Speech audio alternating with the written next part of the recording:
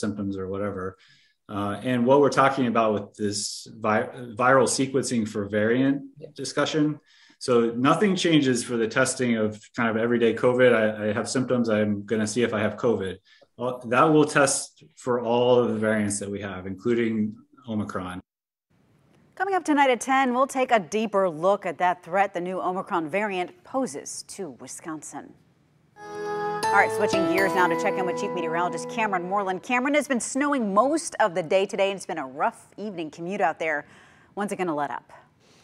Well, Nina, the back edge of the snow is moving in from the north and west, but some of us will see snow for the next couple of hours. You can see from the time lapse earlier today that we had no snow this morning, and now we've got 1 to 2 inches with locally higher amounts across much of the viewing area. Road conditions right now across northeast Wisconsin range from good south and west of Oshkosh to snow covered across the Fox Valley and points north and east. Here's a look at the radar showing that snow. Most of the snow right now has shifted north and east of the Fox cities. Some locally heavy snow is falling at times here north and east of Green Bay, and some spots could pick up another inch or 2 as we head through the evening. South and west of Green Bay, mainly flurries. Temperatures will be holding in the 30s for much of the evening. Nina?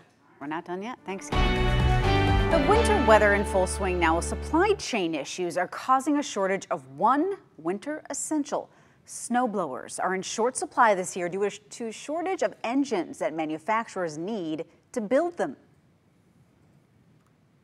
The popular models will all be gone, so at that point you may be limited to what we have, not what you want. Coming up tonight at 6, we'll tell you why hardware stores recommend getting out to purchase your snowblower sooner rather than later. Now to an NBC 26 update. Today is the first time students and teachers in Waukesha are back in the classroom together after tragedy struck the city's Christmas parade just over 1 week ago.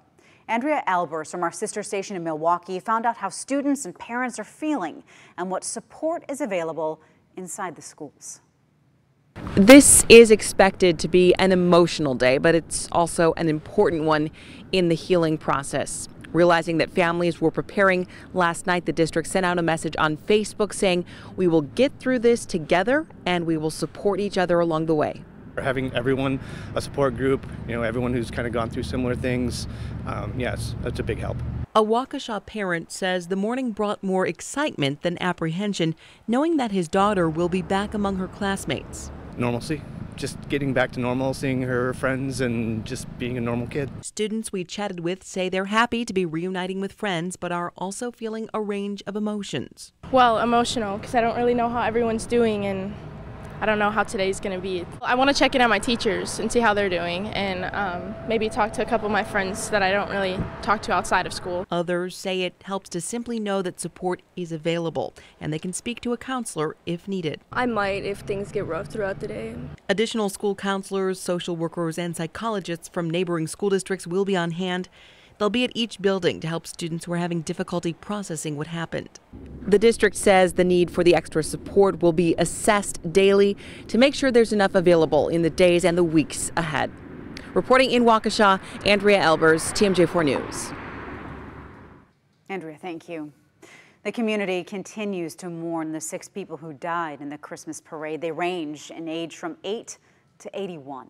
They are Bill Hospel, Leanna Owen, Jane Kulik, Ginny Sorensen, Tamara Durand, whose funeral was today, and Jackson Sparks, whose funeral is on Thursday. There is good news to report. As of Sunday, another child has been released from the hospital after being hurt in the parade. That is the 9th child to be discharged from Children's Wisconsin. Of the 7 children still receiving care there, 3 remain in serious condition. Switching gears again here, NBC 26 is your official Packers station, and it is Victory Monday in Titletown as the Packers head to a bye week with a win. They are now 9-3, and there's news today concerning Aaron Rodgers' broken toe. Sports director Brandon Kennard joins us live now. And Brandon, what's the latest on that injury? Well, Nina, Rodgers has reportedly decided not to have surgery on that broken toe, at least not right now, although Matt LaFleur did tell us about an hour ago that his quarterback is still seeking other opinions. But surgery or not, Rodgers is likely to continue to miss practice throughout the rest of the season. He didn't practice at all last week, still played well, and he said last night he thinks that lack of practice really helped his pain tolerance come game time. Now, practice or not, Rogers says he's not going to use that as an excuse. Yeah, look, when I step on the field, I expect greatness. I think anyone who's a great competitor feels the same way. So, I don't lean on excuses and not practicing. And, it definitely isn't the ideal situation not to practice. But I can go out there and take mental reps and go through the plan and my preparation and feel good about what I'm doing. And when I get out there, I just got to rely on my instincts. Now, he has played well without practicing, but we'll see if he can keep that up. Rogers yesterday specifically said they need to be better in the red zone. Yesterday, they were just 3 of 5 inside the 20 for the season. They're converting only 55% of the time.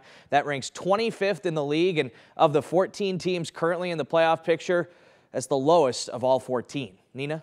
All right, Brandon, thank you. Still ahead here tonight at 5. A special parade tonight will help us kick off the season of giving. A live report just ahead. But first, looking outside on this wintry day, here's another live look outside our Green Bay Tower Cam. You can see the cars moving a little slower out there. A lot of snow and still some more to come. We'll be right back. And now your weather with Chief Meteorologist Cameron Moreland. High temperatures today range from the lower 30s to the upper 30s, and that's pretty much where we should be for this time of year. But as we wrap up November and move into December, it's going to warm up. Here's a look at your 7-day temperature trend. We're going to see a high right around 40 tomorrow. We will then see lower to mid 40s on Wednesday and Thursday before some colder temperatures return as we head into this upcoming weekend. Right now across the area, temperatures range from the upper 20s across the far north to the upper 30s across the far south.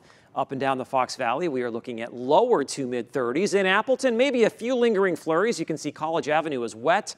The temperature is 32 degrees. In Green Bay, it is 34, and it is still snowing lightly with southerly winds at around 9 miles per hour. Once again, we've got tricky traveling across much of northeast Wisconsin tonight.